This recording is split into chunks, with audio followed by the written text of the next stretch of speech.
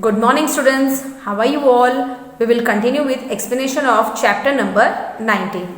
भास्कर भाई's farm, Dehri village, Gujarat. जो हमने लास्ट सेशन के बारे में सीड्स ने जो हमें स्टोरी बताई थी बाजरा सीड ने, वो हमने कंप्लीट की। उसके बारे में हम एक छोटा सा रिपोर्ट डिस्कस करने वाले हैं। दैट इज भास्कर भाई's farm, Dehri village, Gujarat. As we entered his farm, we were surprised. There were dead leaves, wild plants and grasses everywhere. Some of the tree branches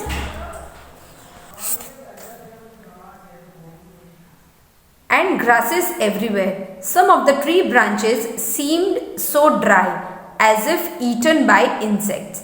At places, we saw some plants with colorful leaves. Why this? अब भास्कर भाई का जो farm था वहाँ पे देख के कुछ सरप्राइजिंग हुआ। क्या था वहाँ पे डेड लीव्स गिरे थे, वाइल्ड प्लांट्स भी थे, ग्रासेस भी थे सब जगह पे। Some of the tree branches seemed so dry, कुछ जो ब्रांचेस थे ट्री के वो भी सूख चुके थे। As if eaten by insect, जैसे कि कुछ मकोड़ों ने उसे खा लिया हो। At places we saw some plants with colourful leaves, और कुछ जगह पे कलरफुल लीव्स भी थे। Y this? भास्कर भाई said they were croton plants which gave him a signal when the soil becomes dry. यानी ये जो प्लांट्स थे वो प्लांट्स बताते थे कि अब जमीन सूख चुकी है। We were surprised. How? He explained that the roots of the croton do not go deep in the ground. So when the top layer of the soil become dry, the croton leaf bend and become limp. This signal tells Bhaskar भाई which part of his farm needs to be watered. अब ये जो wild plants थे वो क्या करते थे, उसके रूट्स सॉइल में डीप नहीं जाते थे और वो ऊपर की तरफ ही रहते थे। तो जैसे ही पानी खत्म हो जाता था, यानी सॉइल ड्राई हो जाती थी, तो वो सूखने लगते थे। तो भास्कर भाई को पता चलता था कि अब फार्म में कौन सी जगह पे पानी हमें डालना है। So this was a very good idea. We found the soil soft and crumbly. We could see tall coconut full of fresh coconuts. We thought he must be using some special fertilizer. यानी वहाँ पे बहुत अच्छे coconut trees थे और coconut भी बहुत fresh दिख रहे थे।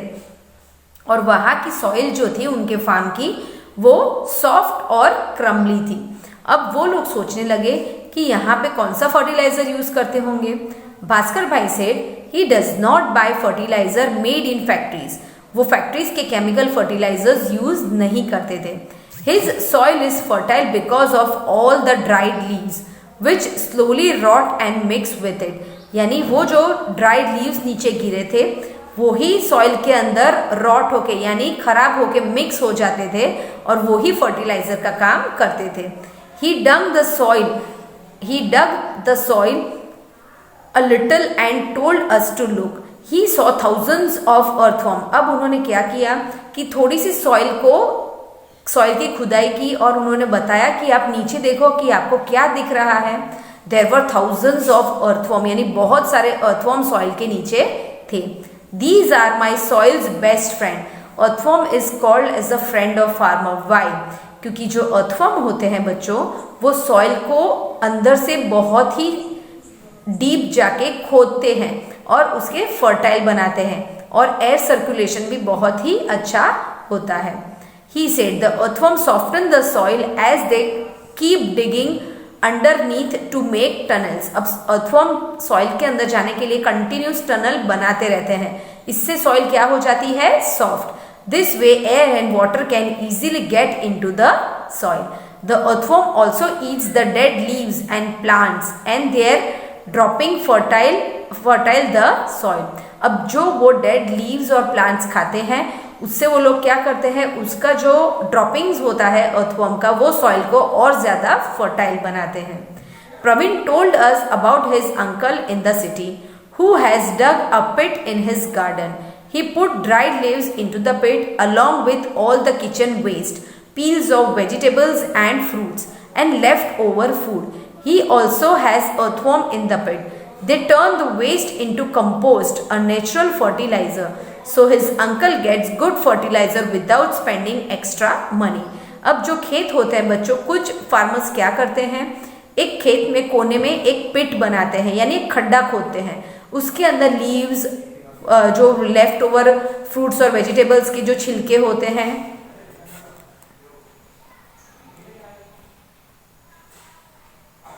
फ्रूट्स और वेजिटेबल्स के जो छिलके होते हैं वो भी उसके अंदर डालते हैं, और लेफ्ट ओवर फूड होता है और उसके साथ थोड़े अर्थवॉर्म्स डाल देते हैं, और कुछ दिनों के बाद वो सब जो वेस्ट है वो फर्टिलाइजर में कन्वर्ट हो जाता था, और वो फर्टिलाइजर वो खेतों में डाल के खेत को फर्टाइल बनाते थे ताकि उन्हें अच्छे क्रॉप्स मिले।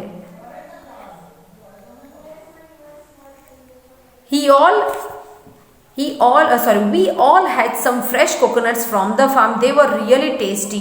We also learned so much about a new way of farming. इससे उन्हें नई मेथड भी जानने मिली। Now we will see the journey of bajra seeds from a field to the plate. Bajra seeds जब ग्रो होते हैं वहां से लेके वो प्लेट में, हमारे प्लेट में रोटी के फॉर्म में आते हैं, उसकी जर्नी हम देखते हैं। We can see you in each picture on the next page. In picture 2, you can see the bajra cobs in the mortar, that is Oakley, used for crushing. The cobs are crushed with the pestle, that is muesli, and the seeds are separated from the cobs. You can see the separated seeds in picture 3. Now, this work is also done by big machines like threshers. तो हम देखते हैं कि बाजरा की जो story है उसके अंदर हम देख सकते हैं कि सबसे पहले बाजरा की सीड्स को वो लोग खेतों से निकालते हैं, that is called as cobs. Second picture में हम देख सकते हैं कि उसे ओखली के अंदर डाला जाता है और वो मूसली से उसे हिट किया जाता है, राइट। और उसके बाद में से उसकी सीड्स निकाले जाते हैं, और सीड्स के बाद उसे एक चक्की जो होती है स्टोन से बनी हुई, ग्राइंडर के अंदर डालते हैं, उसमें से उसका आटा निकलता है। आटे में पानी डाल के, 6th पिक्चर में आप देख सकते हो, 5th पिक्चर में आपको फ्लार यानी आटा दिखाई देगा, उसके अंदर पानी डाल के 6th पिक्चर में आप उसका डो देख सकते हो, और 7th में उसे हैंड से उसे फ्लैप किया जाता है और उसकी रोटी बनाई जाती है, और उसके बाद उसे पैन में डाल के उसे सेक के बाजरे की रोटी बनाई जाती है। So children, all these steps you can see that from the crops till the plate there are so many stages through which the seed has to undergo. Right children? I hope you understood this chapter. Thank you and have a nice day children.